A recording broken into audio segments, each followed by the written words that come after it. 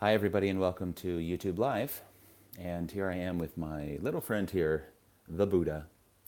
And I love this Buddha. I got him from Bali, Indonesia, of course, in November. And there were several of these Buddhas colored very beautifully. And this one just makes me so peaceful. And I have him here in my bedroom looking over me as I sleep every night. So I wanted to speak today about the three marks of existence, which Buddha spoke about. And those three are Anicca, and forgive me if I'm not pronouncing these correctly, Anicca, which is impermanence, and Dukkha, which is suffering or unsatisfactoriness, and the last one is Anatta, which is non-self. So these are the three marks of all existence, but also the three characteristics of, we could say, this present reality. So I would like to speak about those three, just mostly as like a meditation. I'm not here to give any knowledge. I don't really have any knowledge about these things other than my experience of them. But it's more of just a contemplation, and I'll speak more about maybe the usefulness in contemplating these three marks of existence after I do just a little bit of opening chanting. So, just because I love my harmonium and I love the energy of singing and the vibration of music, we'll just sing Om Namo, which is just I bow. I bow to truth. I bow to love. If you want to bow to the Buddha, bow to the inner Guru, the inner Buddha, the inner Christ, whatever resonates with you. Om Namo.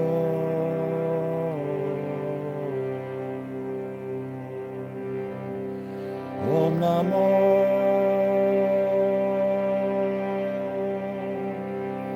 Om Namo.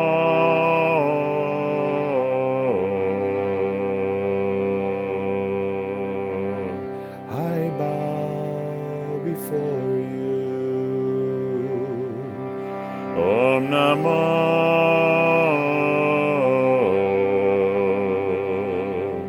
Om Namo. Om Namo.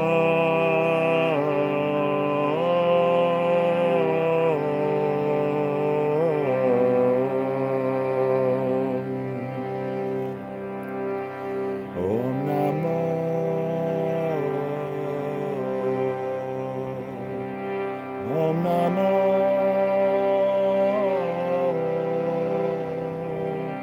Om Namo.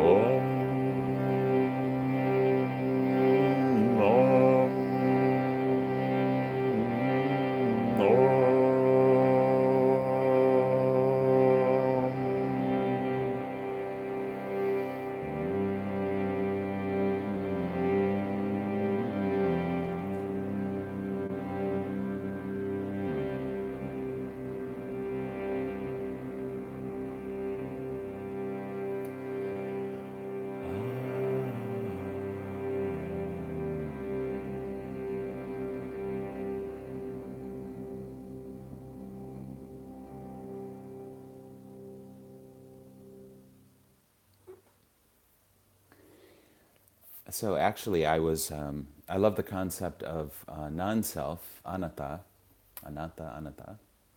And so I was just doing some research on Wikipedia the other day, and that's when I came up with these three marks of existence. And of course, I had heard about them, but I hadn't thought about them in a long time. And I just thought it'd be interesting to sort of contemplate these. Why? Well, really, it's the mind. The mind wants to know. The mind is anxious. The mind doesn't like confusion. The mind is trying to find absolute truth. It's trying to find meaning and purpose in this universe. And the mind doesn't want to feel threatened or vulnerable, so it likes to know things. When the mind knows things, then it feels more secure. It actually recreates itself. It says, okay, now I know something. Now that I know something, I am.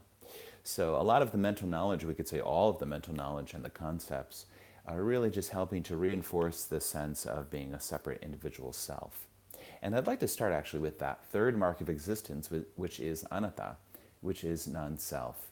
So when the Buddha woke up, when he had his enlightenment experience, he referred to the mind as the image maker. And he said, image maker, you will make no more images. And he realized that science these days would just say that the brain is creating a sense of self, but there isn't one. There's a psychological self, but it's not a noun, it's more of a verb, it's a process. There's a historical self. All of us can say, I was born on this date, and I have memories of all of these things that have happened in my life, and I have fantasies or imaginations about what's going to happen in the future. And this is a historical self. We see ourself in a linear historical way, beginning and end, birth and death. So, but if we look more closely, and this is what Ramana Maharshi did, is to ask us to, he asked us to ask ourselves, who am I? Who am I? And he said, if you hold on to this I thought, you will come back to the source of this I thought, which is just thought, which is just mind. And it will then release its power and its hold over you. And then what will remain is the emptiness, the nothingness, the emptiness, fullness, the nothing, everything, the absolute relative. So this is the concept that I enjoy the most, anatta, and this sense that the brain is creating a sense of self, but there actually isn't one. There isn't a self inside the human body.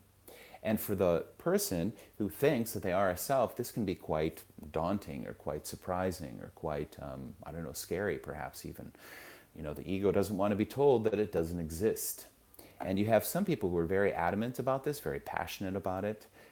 Tony Parsons, Richard Sylvester, some of these Advaita, Neo-Advaita, whatever you want to call them, people, speakers out there right now.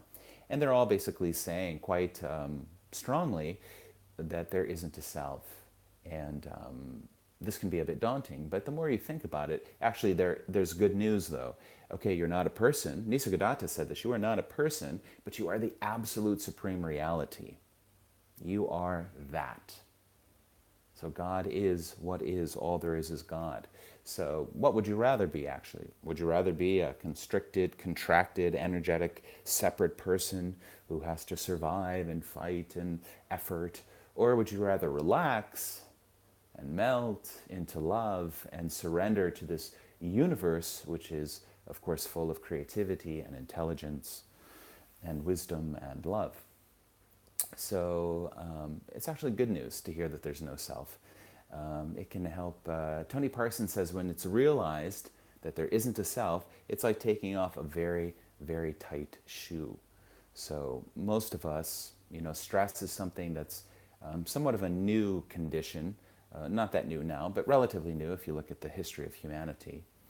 And basically, you know, lots of people are quite stressed about many different things. And so if we can sort of loosen this hold, this concept of being a person and a self, then a lot of relaxation can come about, more life, more movement, more creativity, and actually better relationships, better quality of life, and more access to what is. So, suffering, dukkha, this is also something we hear a lot about. Dukkha, suffering, and anatta, the non-self. This reality, we could say, from the perspective of the mind, it's pain and pleasure. It's pain and pleasure. And these are actually two sides of the same coin. Basically, if we get what we want, we have pleasure. I want water. Okay, here's my water. I'm happy. Oh, I'm out of water. I'm unhappy, in a sense. This is overstated or oversimplified. But life is basically about a desire for pleasure and a fear of pain. So there's an attraction to things that give us pleasure, give us happiness, and there's this pushing away of that which gives us pain and that which we don't want. It's very normal, it's very natural, it's how the human being apparently is hooked up. And but for many people, some people have very happy lives, some people feel very fulfilled, they really enjoy their lives, but for I don't know, I don't have a number, but I would imagine out of the 7 billion people on the planet, there are a good amount of people who feel maybe not depressed or whatnot, but there's a sense of something missing, perhaps. And only you can answer this for yourself. Do you feel like something's missing? Do you feel like you are 100% whole, complete being? Or do you feel like incomplete, that you're seeking for something to fulfill yourself? Maybe it's a relationship. Maybe it's money, a new job, a new home. Maybe it's just friendship. Maybe it's just, I don't know. There's all kinds of ways to attain, or obtain rather, pleasure in this life. And many people do different things trying to fill up this hole and trying to be happy. Which reminds me of Carl Renz. I've been to a few of his satsangs, and he always says, you will never be happy. And then everyone just breaks out into laughter. And it's kind of an interesting thing to experience, because why are people laughing at this, you will never be happy?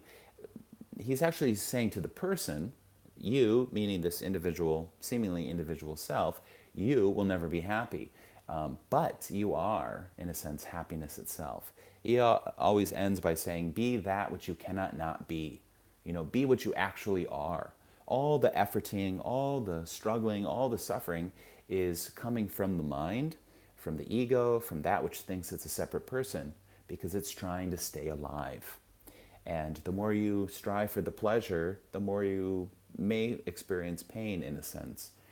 And so we have to watch the mind. That's why contemplating these things, seeing reality in a simplified way, using these 3 marks of existence, can help to reduce suffering in the mind, reduce anxiety, and just help us give a better understanding about what it is that we have found ourselves in, apparently.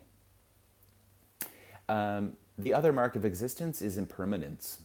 And basically that's just saying, you know, time and space are always changing. Are time and space actually real? Non-dualists would say, no, actually they're not. All there is now. All there is this. There's actually not even now. Eckhart Tolle says, you are the now. Other people say there is no now. Try to hold now. Show me now.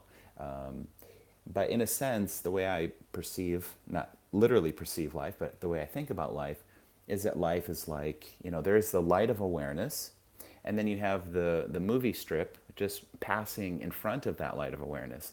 And each moment, each now, is passing over that light of awareness. But the awareness itself is timeless being. It's not changing. It doesn't experience things in terms of a linear time. It just is. It's the eternal, timeless beingness awareness. And that doesn't change. But everything else is always changing. Everything is impermanent. So thoughts are coming and going, feelings are coming and going, sensations in the body are coming and going, time and space are changing. So everything is changing. And the fact that we can't hold on to that we can't say, okay, like this water or coffee or chocolate or something, you know, we know it's going to end. We know that there will be a birth, a life, and a death for every experience. And the Buddhists said that this was part of the reason that we suffered, is that because we couldn't find a lasting happiness from the perspective as a person. We couldn't find something and then just hold on to it and say, okay, I have this now, and if I just hold on to this, I will be forever happy, because that's just not how life or reality works. Stephen Levine used to say, if you try to hold on to the now, it's like holding on to a rope, if you've ever had that rope burn. And basically that rope, you can't hold on to the now. The now will be taken from you, and it will hurt. The more we hold on to the now, the more pain we will experience as it is yanked from our hands. So instead of holding on, let go. Try to accept. Try to be with what is, and try to experiment and explore this present awareness. This awareness doesn't change. This awareness doesn't come and go. It just is aware. It's always aware. And it does have a sense of fullness. It's emptiness, fullness. There's a sense of nothing lacking, nothing wanting, no desire. Pain and pleasure appear in the awareness. Desires and fears appear in the awareness. But the awareness itself has a feeling of completeness. I am. It is. Awareness is. Awareness is aware. This timeless, formless awareness. It just is. And so, as Nisargadatta used to say, anything that can come and go isn't real. And everything is coming and going. Ramana Maharshi said, let what comes come and let what goes go and find out what remains. What remains is that awareness. Awareness is the context for the content of this changing consciousness. Now, somebody like Tony Parsons, who I like very much, says that awareness is just something that's happening from the separate person. You know, I am aware of this. And that it's even something that's just happening with the brain. Here's probably the only part where I disagree with him, is the fact that, you know, you have a lot of people who speak about out-of-body experiences, near-death experiences. And if awareness was just something that was happening with your physiology, something in the body, then as soon as you left the body, there'd be no more awareness. But that doesn't seem to be the case. Many people have spoken about this awareness or astral body, whatever you want to call it, leaving the physical body, and yet there's still awareness. So for me, whatever this is, it doesn't matter what we call it, this consciousness or this spirit, this awareness, this life energy, it's not dependent upon the body. Again, the body is changing, right? Moment to moment, the body is changing. Every 7 years or something like that, I don't know, cells are being born and cells are dying, and the body, obviously this is not the same body I had when I was a child. This body is constantly and continually changing. But the awareness doesn't change. That sense of I, in a sense, which is very intimate, doesn't change. Our ideas of ourselves change all the time, or somewhat, depends. But this sense that we've always had, this sense of existing, you know, the sense of I am. I remember it as a child. I remember it growing up. I remember it yesterday. And it's still here. I am. What is this I amness? What is this presence? What is this awareness? This is not a question to be answered by the mind. It's something for us to explore, to become more aware of. So these are basic principles that are taught to yoga students. You know, you are not the body. You are not the mind. You are nothing perceivable or conceivable, but that which makes all perception possible, this formless, empty awareness.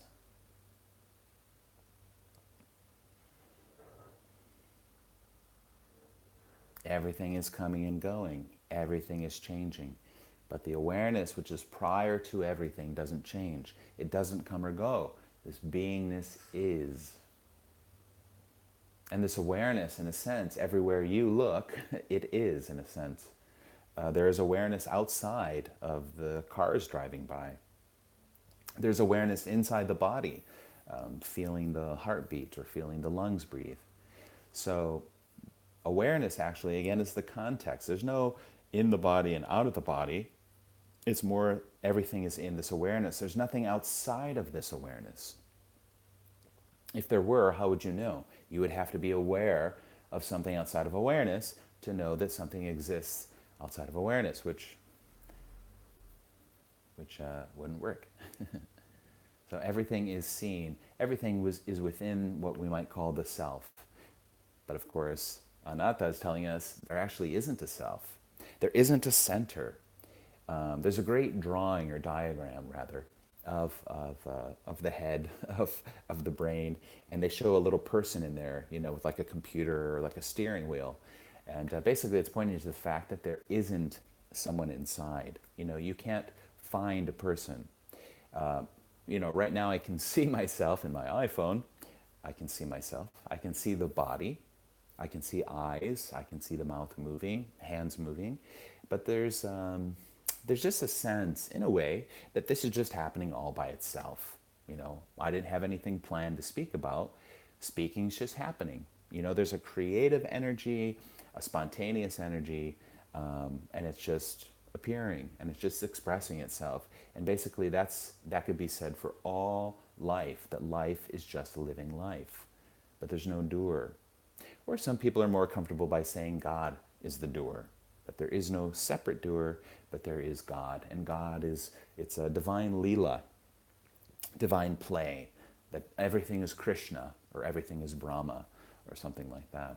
But again, these are just words, these are just concepts. Again, the mind, it wants to have certainty. It wants to say, this is real. And that's understandable because when it doesn't have that certainty, it tends to be anxious, tends to be like, okay, what are we doing here? What's happening? What is this? What is that? Who am I? And there's some confusion perhaps, or some uncomfortability, maybe some anxiety or stress. So that's why all philosophers, all spiritual teachers have said, know thyself.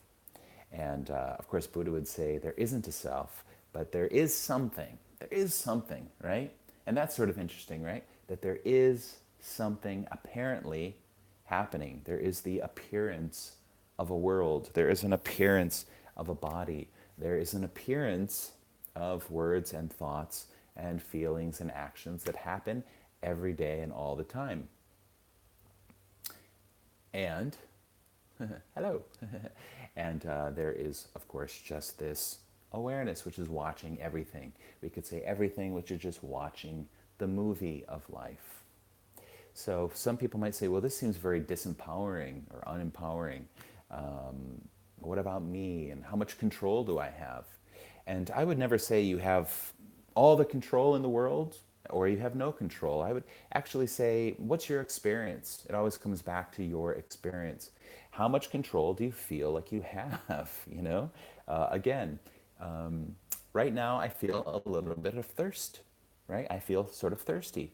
So I instinctively grab my water and have some water. I mean, this might seem like a silly sort of demonstration or example, but much of life is just that, you know. Oh, I have to go use the bathroom. Oh, I have to go to work. You know, it's just, somebody said once that all there was one first action, and then everything else after that has been a reaction. So whether or not you call that the Big Bang, or just the beginning of creation, if there ever was a beginning. But everything after that is really just a reaction. You know, throughout my day, I know I'm reacting to things. My alarm goes off, I react. You know, I have a work schedule, I react. I teach English, so I have students, they ask questions, I react, I respond. I'm always reacting and responding. Reacting is kind of an emotional thing, where responding is just responding to life and the demands of life and that which you need to do. But I'm also reacting to thoughts. You know, I'm responding to thoughts. I'm responding to impulses and feelings and sensations. For example, this video, you know, I was walking home from breakfast, and so the thought appeared, let's make a video about these 3 marks of existence. I could have denied that thought, I suppose. There could have been the appearance of denying that thought, but obviously I didn't deny it. It's not just the thought, let's make a video, but there's a feeling. There's like a warm, fuzzy feeling that I get sometimes about certain things. Go right, go left, call this person, text this person, do that. And I'm happy to surrender to that voice. Because I'd say it pretty much doesn't fail me. It leads me to good things. But that's really all we have is that inner voice, that inner wisdom. Some of us pray and we ask for higher knowledge, higher wisdom, higher guidance, revelation of some sort. Not my will, but thy will be done. God, what should I do? You know, who am I? Who should I be? What should I do in this life? You know, what job should I have? Where should I live? Who should I marry?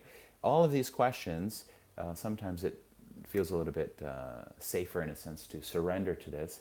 And many people will say that they have an experience of hearing something, hearing God, whatever this God thing is. Again, God is a concept to some degree, right? I do believe in some sort of a conscious God reality, but maybe it doesn't, not maybe, but it definitely doesn't look the way we think or imagine that it might look. So, I'm rambling a little bit, also because I had a bunch of coffee right before I made this video. So I can feel that I'm just speaking very quickly. But anyways, so I would like to do just a little bit more chanting. And it might sound strange, but I'm going to chant these words. I would like us just to think about these things, these three marks of existence of Anicca and Dukkha and Anatta. So suffering, impermanence, and no self. And just contemplate them. Just sort of bring them into your heart and just sort of realize this nature of reality, this nature of life, how everything's changing. And that can be sort of unsatisfactory in a sense. We can't seem to stop life. We can't seem to control life as much as maybe we want. We can't seem to maintain this high level of pleasure all the time, walking around smiling all the time. Oh, I'm so happy, I'm so happy. You know, some people are lucky. Some people have really happy lives, hearts full of love. And other people, you know, just pay attention. Just watch the TV, watch the news.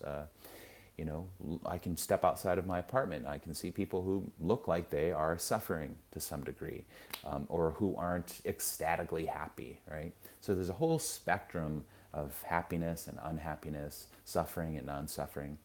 But Nisargadatta, again, my Satguru, my favorite, he said really this is all about suffering and the ending of suffering. So I think Nisargadatta, Ramana Maharshi, Buddha, they would all say that there is the possibility of this suffering ending. And from where I sit, I would say the ending of suffering comes when the realization comes that there isn't someone who is suffering, that there's no doer inside. Because I've heard many people now, there are many people on YouTube, for example, and I've sat with many people who have spoken about this ego death. And of course, it's the death of something that's not actually a noun, right? There's no ego inside either. There's an energetic contraction, there's a sense of a separate self, but it's a verb. It's more of a process, and it's not always happening. Yeah? But this can sort of just end. It can end, it can collapse, it can stop. And I don't think the ego can force that or make that happen. Otherwise, we could just snap our fingers and say, okay, ego, all right, I'm done with you. No self, enlightenment, there we go. And we would have it. But apparently, that's not how it works.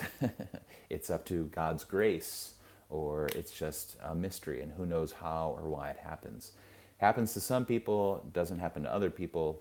Happens to it doesn't happen to some people who, you know, have been on a path for a long time and maybe have even become monks and really dedicated their lives to enlightenment, but for some reason it doesn't happen. And then there are housewives who are, who was that woman in England who was cleaning a knife or something, and all of a sudden she woke up. So who knows why this happens, apparently happens. And there doesn't seem to be any rhyme and reason about it. It just seems to be a mystery. But remember, if everything is one, then it doesn't really matter if you wake up or you don't wake up, because you are that. That's really the message, is that you are, whatever we want to label it, Parabrahman, I suppose, the absolute supreme reality. You are that. And that is this. What is.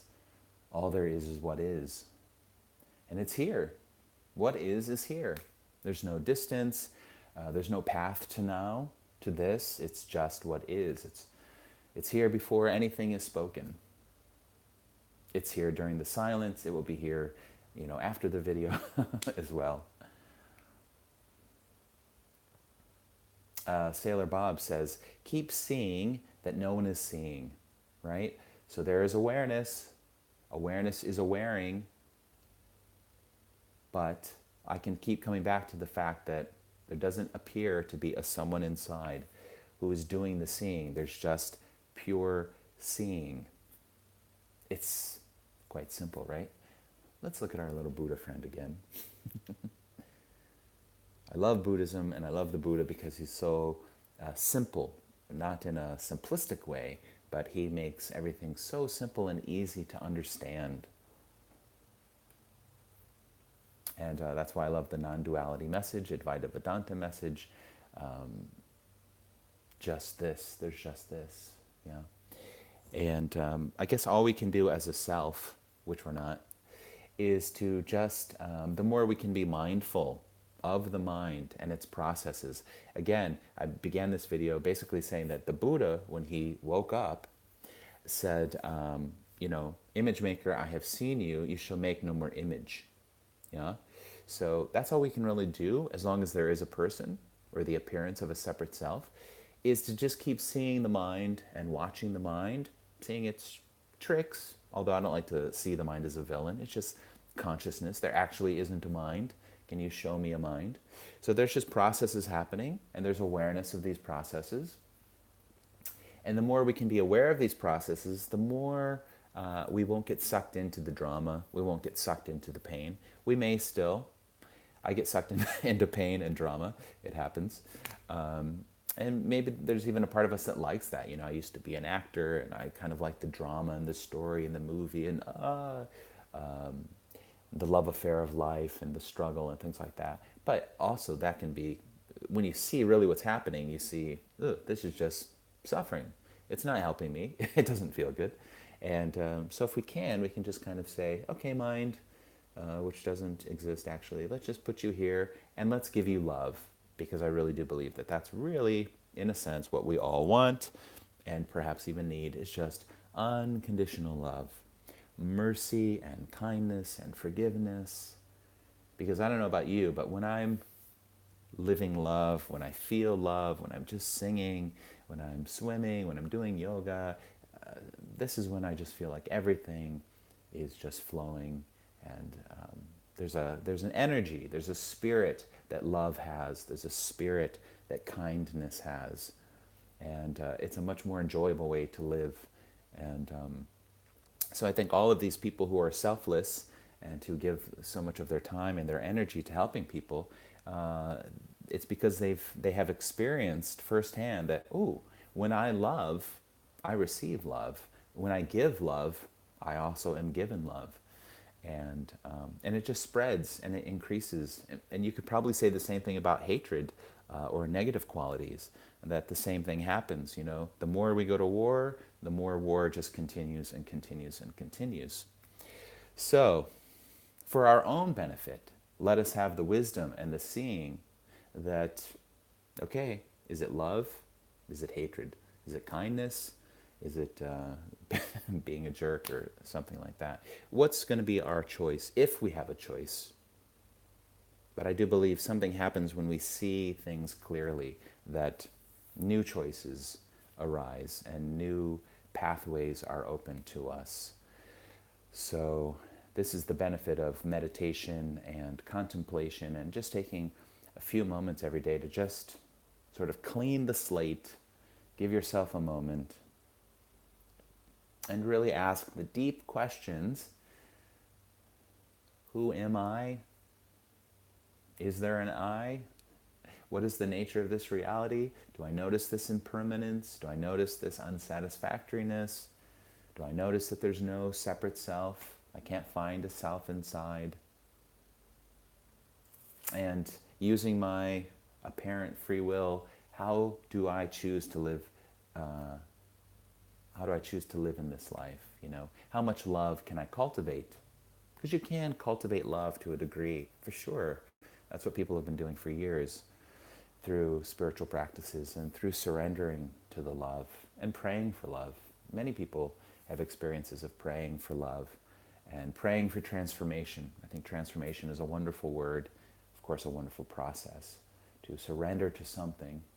Hello, God, beloved, universe, use me, bless me, heal me, transform me, take away all the darkness, save me. All these sort of words can really elicit some dynamic processes and healing. So, 34 minutes now. Let's just end with a little bit of chanting. Thank you for listening to me ramble on. And I have, this is from the Shivananda Yoga Chant book. So it's based in Hinduism, not Buddhism, but Buddha was a Hindu, right? Just like Jesus was a Jew. Don't want to open up another bag of worms.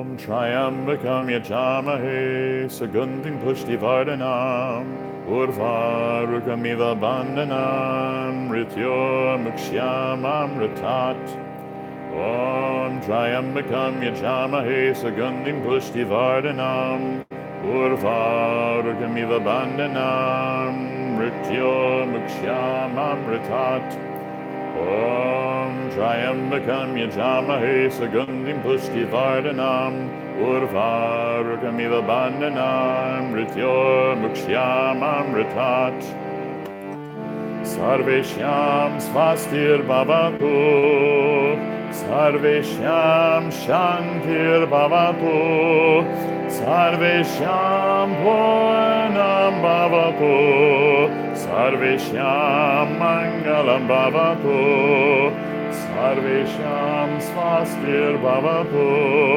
Sarveshyam shantir bhavatu Sarveshyam purnam bhavatu Sarveshyam mangalam bhavatu Sarve bhavantu sukhina Sarve santu niramaya Sarve bhadrani pashantu Makashti dukkha bhavet Asatoma satgamaya Tamasoma jyotirgamaya Mrityama amritam gamayat Om Purnamada Purnamidam Purnat Purnamudashyate Purnasya Purnamadaya Purnameva Vashishyate Om Shanti Shanti Shanti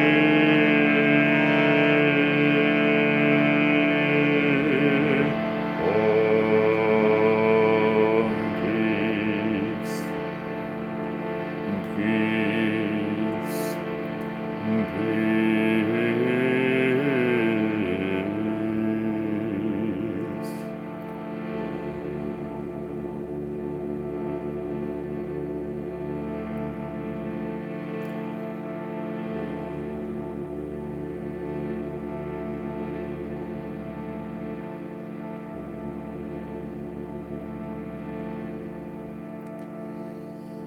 So yes, there is impermanence. Everything is always changing. But awareness never changes. Awareness is prior to change. Awareness is aware of change. And the more we encounter this awareness, we discover this awareness, we identify in a sense with the awareness, the more peace we will find, the more freedom, the more fullness and expansion. Purnamidam, that is whole, this is whole. From the whole becomes manifest. From the whole, when the whole is negated, what remains is again the whole. All there is this. All there is what is. The absolute appearing as the relative. Nothing appearing as everything. Emptiness, fullness. This is the Buddha. This is the Christ. This is the God, energy, the unconditional love, the beloved. And you are that. There is variety and difference, but no separation anywhere. There is love and life, creativity and intelligence, wisdom and peace and kindness. Surrender to love, surrender to life, surrender to truth. Every day and every night, surrender. And then we surrender the one who apparently surrenders. We surrender the ego, we surrender the person. We completely give everything so that only God, only truth, only awareness, only the Parabrahman Absolute remains. That's the reality now, of course. All there is this. All there is what is. Om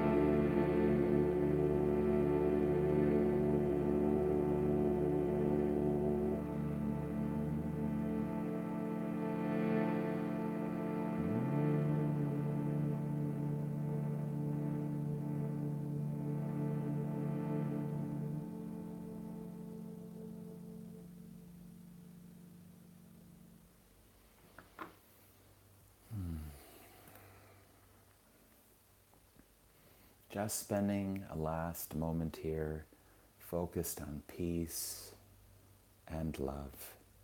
May all human beings be free of suffering. May all beings be at peace. May all beings be free of suffering. May all beings be at peace. Whatever darkness or pain or suffering you have inside of you, just let it go. Let it be. Embrace it in order to let it go. Let it float. Let it be dissolved and consumed by divine love, by divine light. You are that. And no matter, as Rumi said, no matter how many times you've broken your vows or you feel like you've gotten off track, it's actually impossible. But if you feel that way, you can always come back to now, to the truth, to the heart. The heart is always present, always waiting. The beloved is the perfect lover. It never leaves you. Unconditional love. It's always here. May all human beings choose that love. May we let go of victim consciousness. May we let go of suffering. May we let go of this notion of being a separate, contracted, individual person. Let us wake up and see the truth of reality. Peace. Love, peace, love, peace, love. May all beings be free. May all beings be happy. May life expand and grow and free itself, liberate itself. May the light awaken within you. You are the light. You are the light of the world. You are the salt of the earth. You are the love of God on this planet now. God no longer has hands or feet, but you, but yours. So let us be prema swarupa, embodiments of love. Let us surrender to love. Let us give our lives to love, to wisdom, to truth, to clear seeing, to this awareness, consciousness, beingness, which is always present.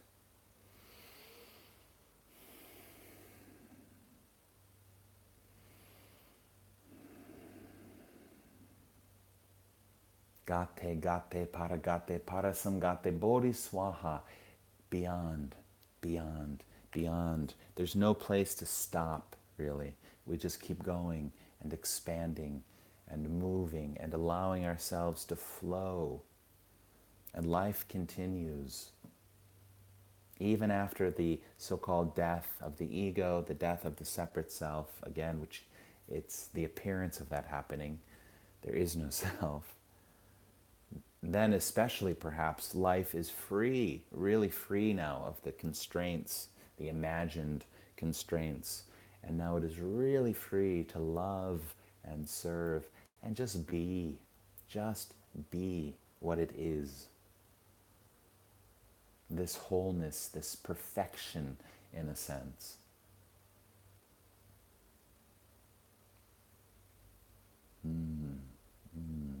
Sense it. Sense it. And if you sense it, give yourself to it. If you sense that love, if you sense the awareness, give yourself to it. Surrender to it. This is the marriage of the lover and the beloved, the union of the heart.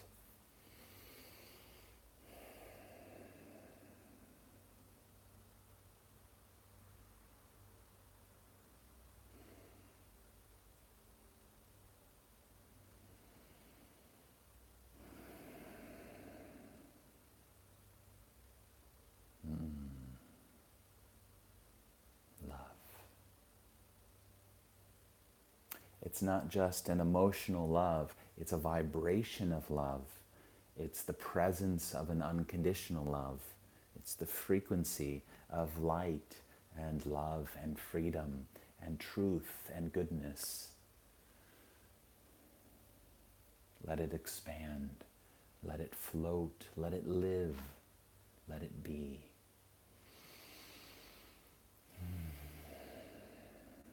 Let it be.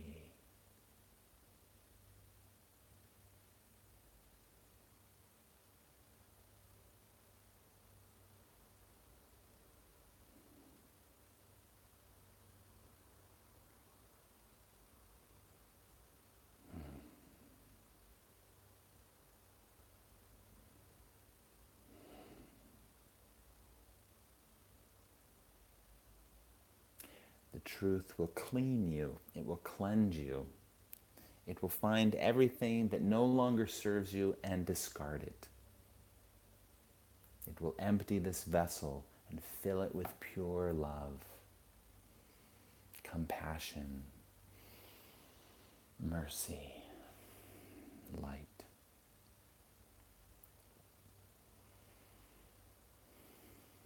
Even if a room has been dark for 1,000 years, 1,000,000 years, as soon as you turn on the light switch, poof, the darkness disappears like that. That is the power of the light and the powerlessness of the dark. It cannot remain. So turn on the switch. And if you don't know how to turn on the switch, then ask a God or reality to turn on the switch for you. This is grace. God, turn on my switches. Open my chakras. Open my nadis. Open my energy centers. Open the light. Let the light flow. Let the Holy Spirit come. Whatever you want to, however you want to call it. Let me be baptized by the fire of truth, by the fire of wisdom. As Rumi said, the old self has to burn, in a sense. It sounds kind of dramatic and not very pleasant, but sometimes it has that experience, that quality of really, even in Christianity, they call it the death of the old. You know, there's a baptism, there's a new life given. This is more duality. There's only the one life, but there can be the experience of that. If you looked at this life from 0 to 19, something happened at 19. You know, there was a death, and then a birth, and yeah, that's all I'll say about that. Something does come to the forefront. It does feel like something new, like a new life, although it's always been here. It's always been here. It's eternal. It's timeless. But there's a new awareness of that new, so-called new life. So if you sense it, give yourself to it. Allow it to have its way. Surrender to that truth. Surrender to love. Return to love, as Marianne Williamson said in her book. Return to love. Return to life. Return to truth. It's always here. It's what you are. It's your true nature.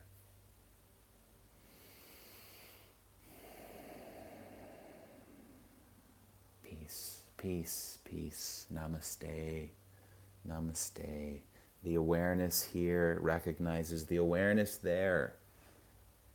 Behind the eyeballs, there's the acknowledgement of one awareness, one beingness, one spirit, one presence, one consciousness, one life. Variety and difference, yes, but no separation anywhere. Just this. What is this appearance, this beingness, this love, this life?